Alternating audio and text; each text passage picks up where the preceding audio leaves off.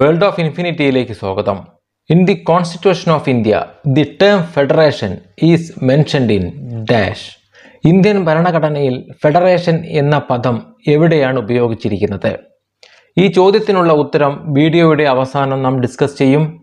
ഇന്ന് നാം പരിശോധിക്കുന്നത് എന്തെന്നാൽ ഇന്ത്യ ഒരു ഫെഡറേഷൻ ആണോ, ഇന്ത്യ ഒരു ഫെഡറൽ രാജ്യമാണോ എന്ന് തന്നെയാണ്. ദൈനംദിന വാർത്തകളിൽ നിറഞ്ഞു നിൽക്കുന്ന ഒരു പദമാണ് ഫെഡറേഷൻ എന്നത്. രാഷ്ട്രീയക്കാരും മാധ്യമങ്ങളും എല്ലാം തന്നെ ദിനം പ്രതി നിരവധി തവണ ഉപയോഗിക്കുന്ന ഒരു പദം കൂടിയാണിത്.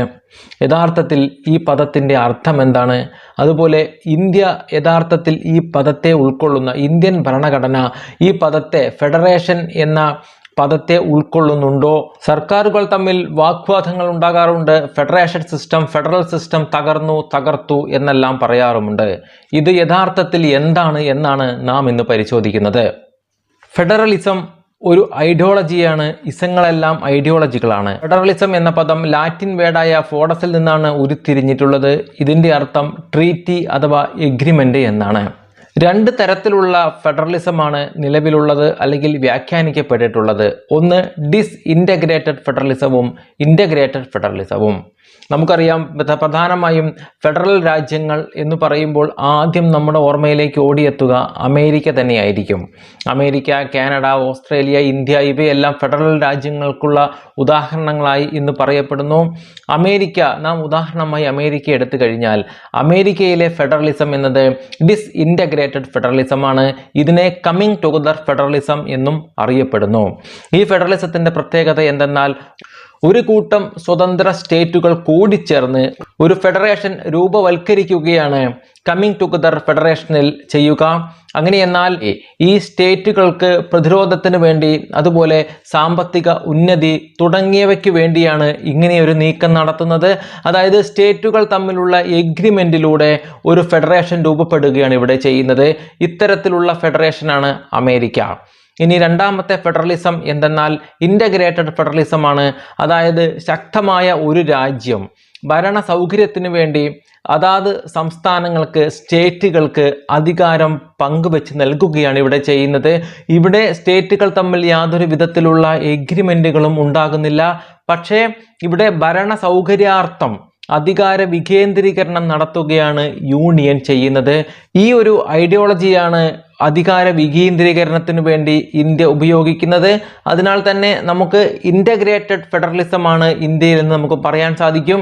ഇത് ആധികാരികമായി നാം ഇത് പ്രസ്താവിക്കുകയല്ല ചെയ്യുന്നത്. രണ്ട് തരം ഫെഡറലിസം നിലവിലുണ്ട് ഈ ലോകത്ത്.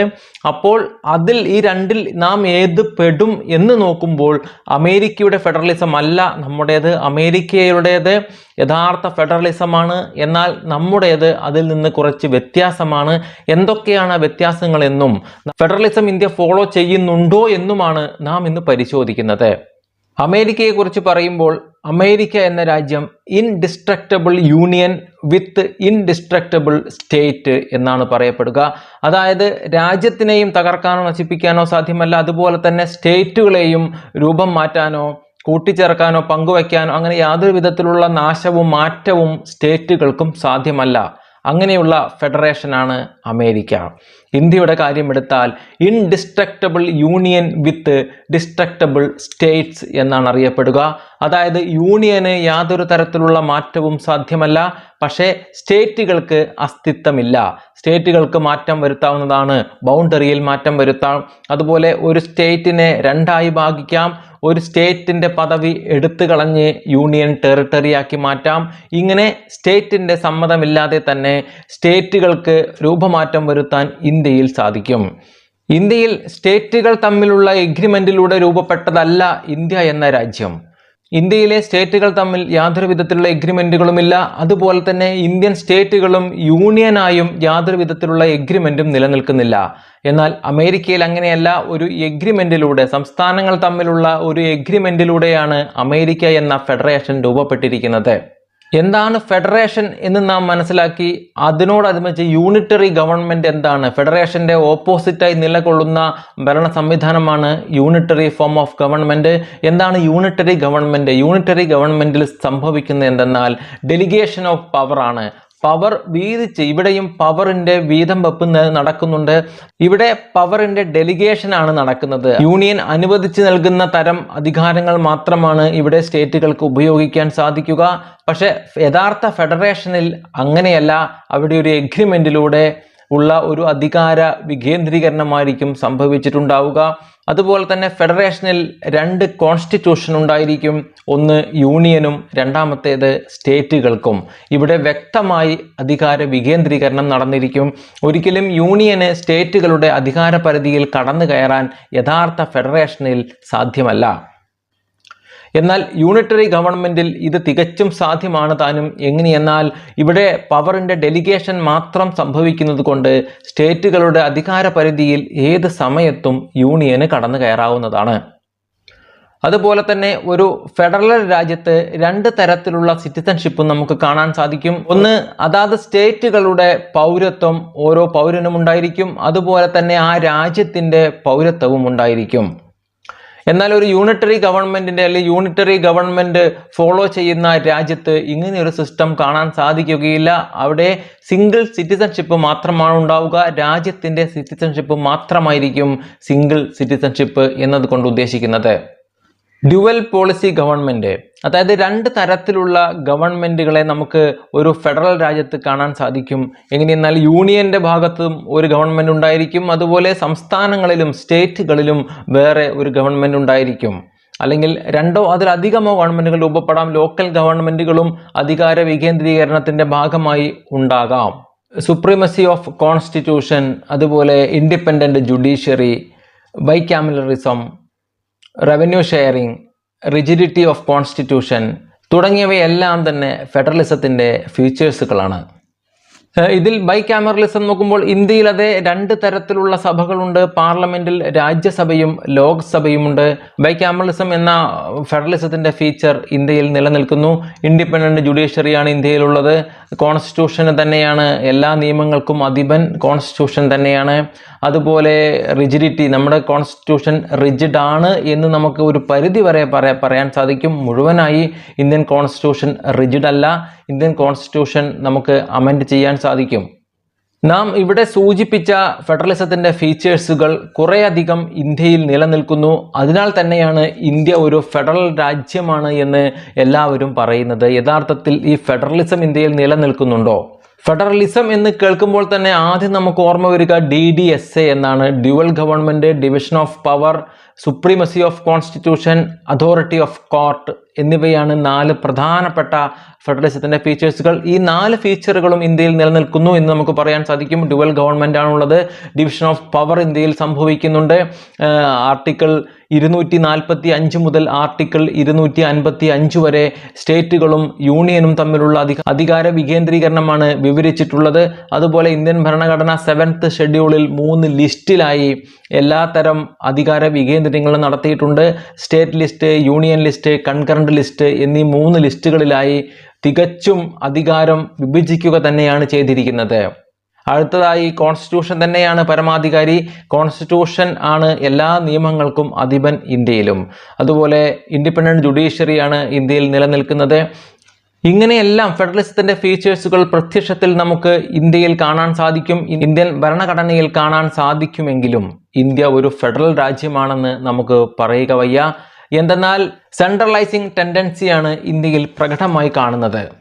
ആർട്ടിക്കിൾ 245 മുതൽ 255 വരെ സെൻട്രൽ യൂണിയൻ റിലേഷൻഷിപ്പ് ഇന്ത്യൻ ഭരണഘടന ചർച്ച ചെയ്യുന്നു.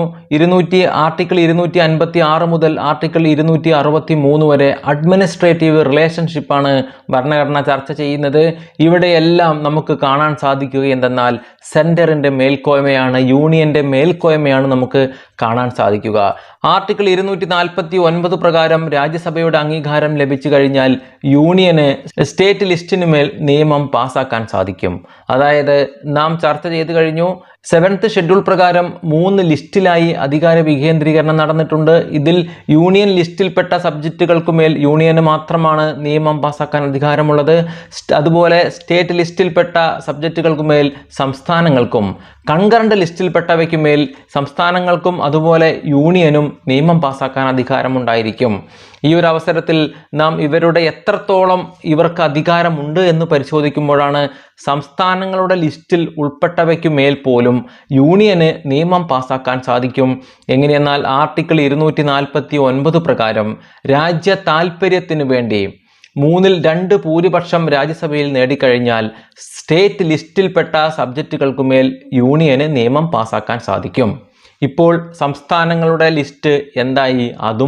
അതിനുമേലും നിയമം പാസാക്കാൻ യൂണിയന് സാധിക്കും.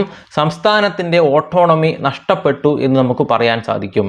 ഇങ്ങനെ പരിശോധിക്കുമ്പോൾ 3 ലിസ്റ്റിലും നിയമം പാസാക്കാൻ യൂണിയന് തന്നെയാണ് അധികാരമുള്ളത്. യൂണിയൻ ലിസ്റ്റിലും, കൺകറന്റ് ലിസ്റ്റിലും, സ്റ്റേറ്റ് ലിസ്റ്റിലും.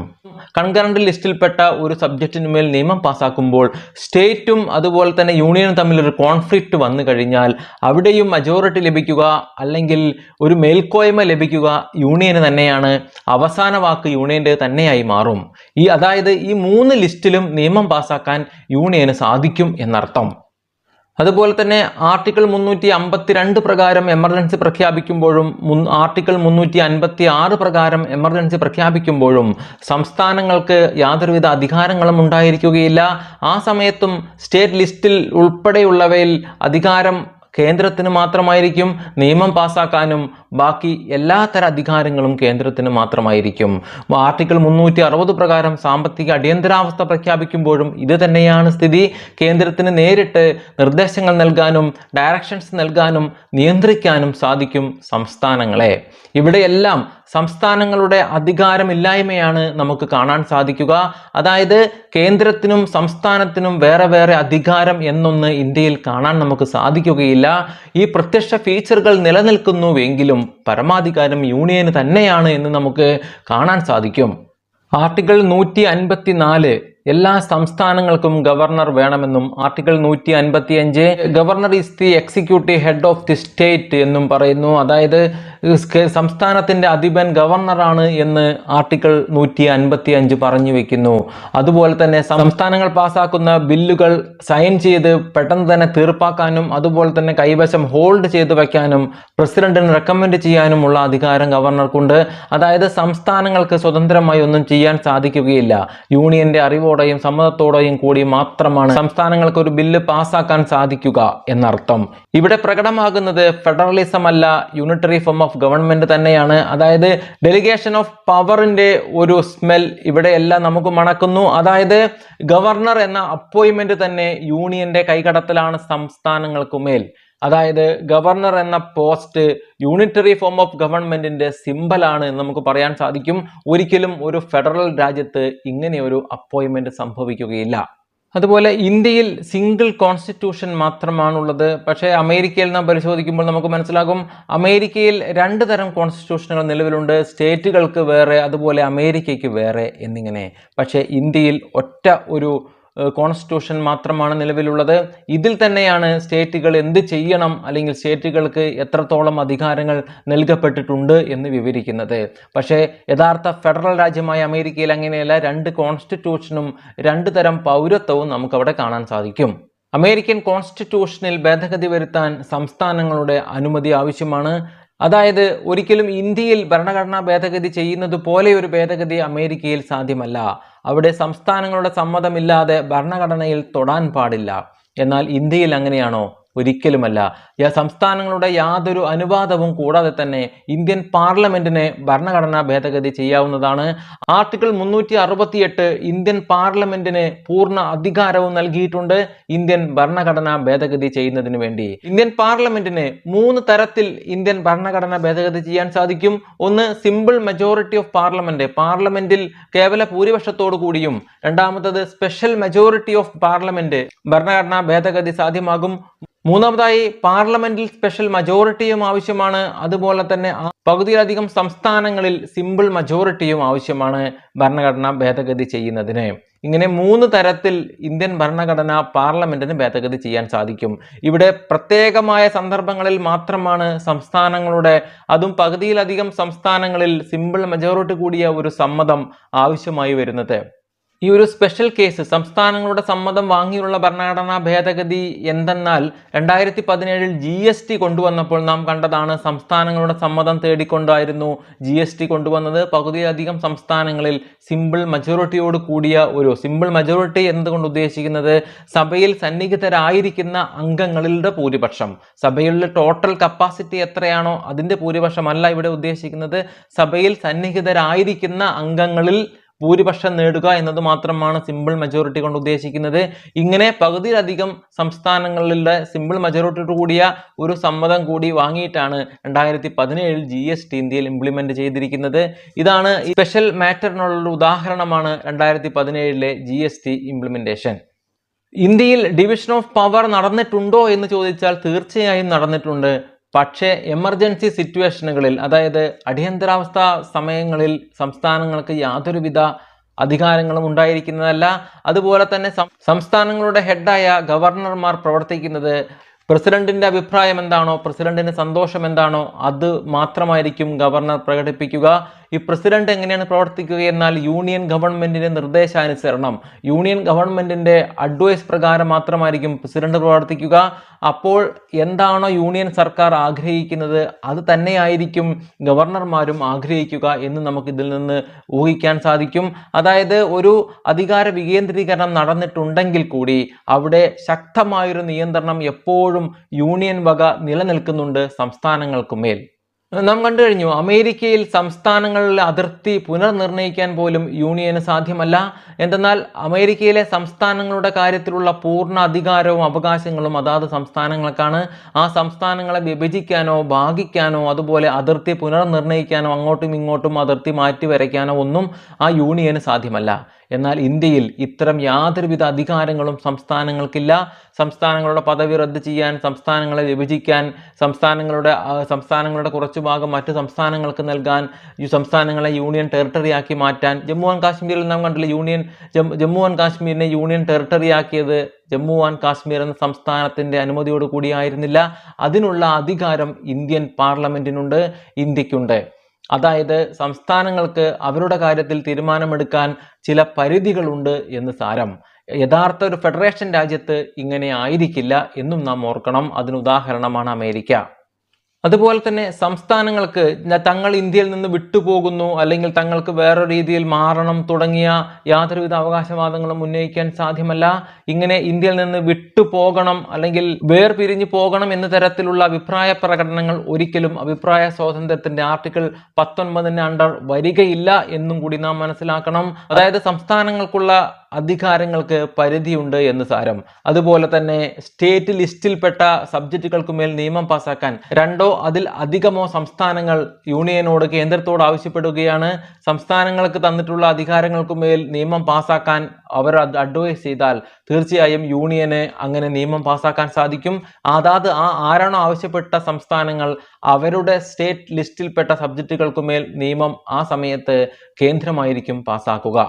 യഥാർത്ഥ ഫെഡറേഷനായ അമേരിക്കയിൽ സെനറ്റിലേക്കുള്ള പ്രതിനിധികൾ, സംസ്ഥാനങ്ങളിൽ നിന്നും വരുന്ന പ്രതിനിധികളുടെ സംഖ്യ തുല്യമായിരിക്കും. എല്ലാ സംസ്ഥാനങ്ങളിൽ നിന്നും 2 പേർ എന്ന അളവിൽ 100 പേരായിരിക്കും അവിടെ ഉണ്ടായിരിക്കുക.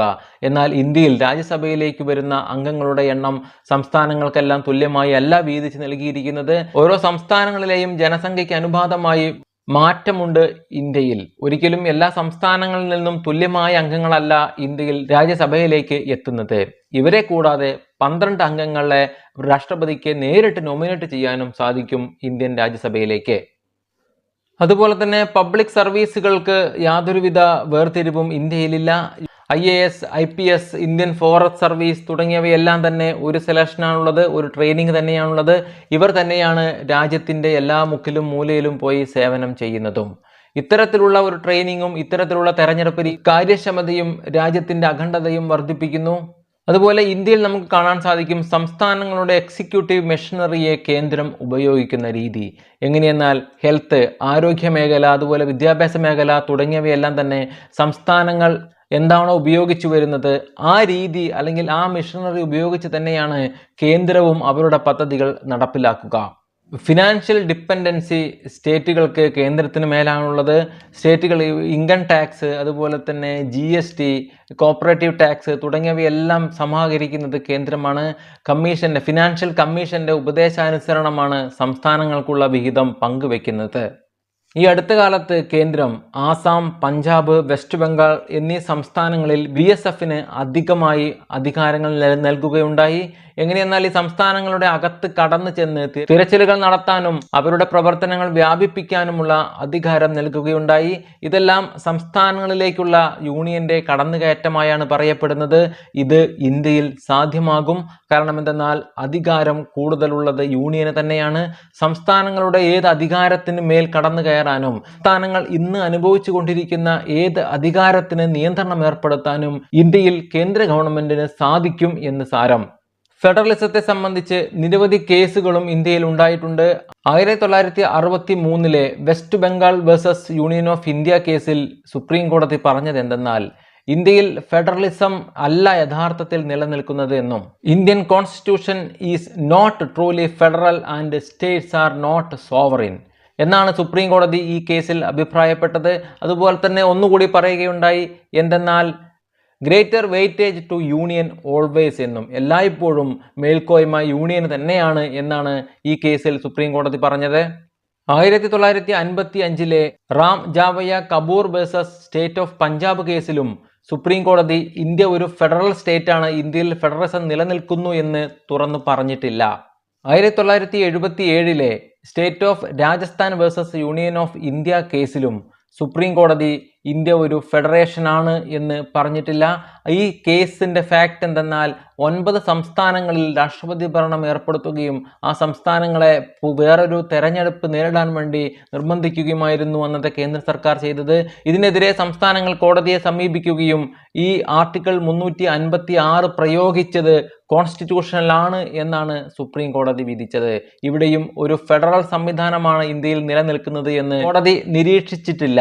എന്നാൽ 1994 SR ബൊമ്മയ്യ കേസിൽ, SR Bommai versus union of India കേസിൽ അവിടെ ഏർപ്പെടുത്തിയ അടിയന്തരാവസ്ഥയെ, SR ബൊമ്മയ്യ കേസിന്റെ ഫാക്ട് എന്തെന്നാൽ SR ബൊമ്മയ്യ കർണാടകയിലെ CM ആയിരുന്നു.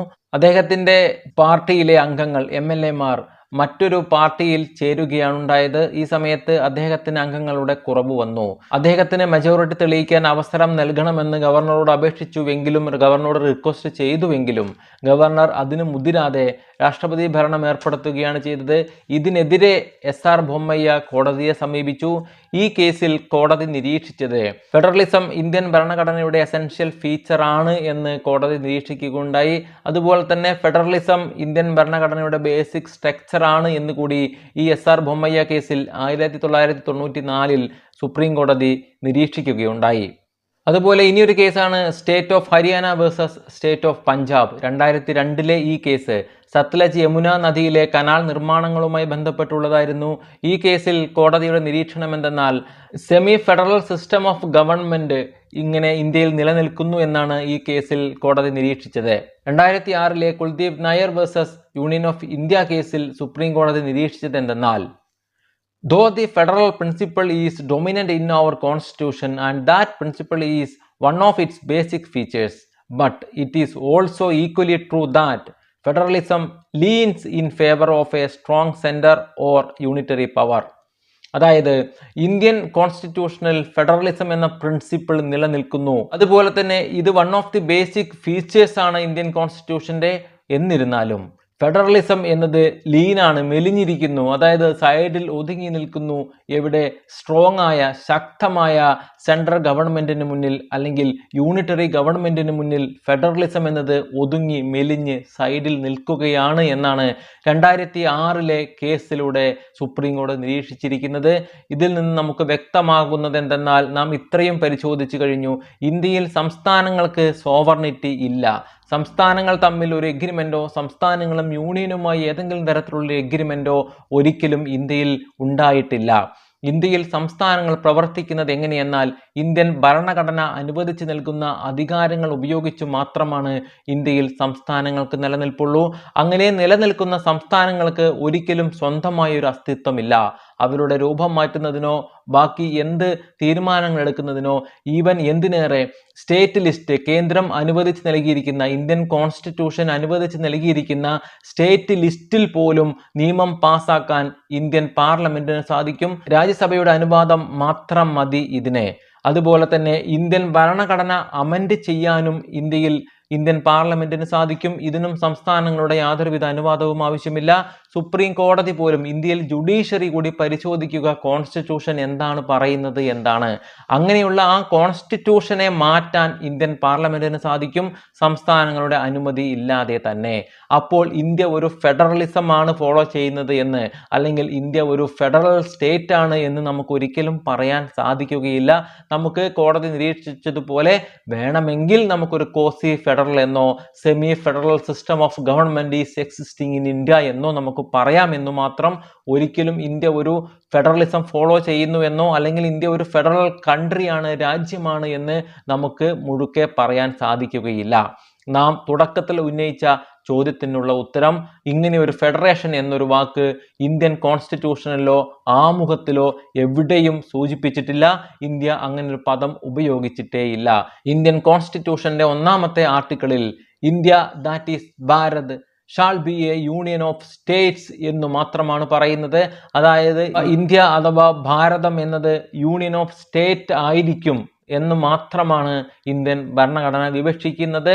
ഇങ്ങനെ ഒരു വാക്ക് ഇന്ത്യൻ ഭരണഘടനയിൽ എവിടെയും എഴുതി ചേർത്തിട്ടില്ല. അതിനാൽ തന്നെ ഒരിക്കലും ഇന്ത്യ ഒരു ഫെഡറേഷൻ ആണ് എന്ന് നമുക്ക് എവിടെയും അസന്നിഗ്ധമായി പറയാൻ സാധിക്കുകയില്ല. ജയ് ഹിന്ദ്.